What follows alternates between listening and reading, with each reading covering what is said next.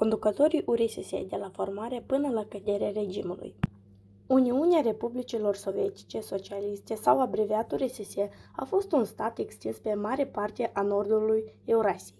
Punctul culminant al fondării acestui stat a fost abdicarea țarului Nicolae al II-lea în cadrul Revoluției din 1917. Acesta era constituit din mai multe republici denumite RSS-uri sau Republici Sovietic-Socialiste. La dezmembrarea URSS-ului, numărul de republici constituie 15. Printre acestea se numără Belarusia, Ucraina, Kazakhstan, Uzbekistan, Republica Georgiană, Azerbaidjan, Republica Lituană, Republica Moldovenească, RSS Estonă și altele.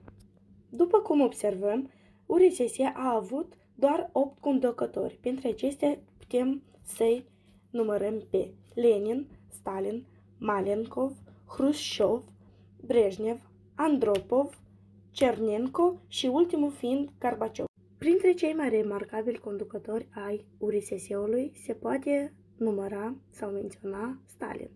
Despre el se poate spune simplu, de la un fecior de cizmar la un conducător tiran.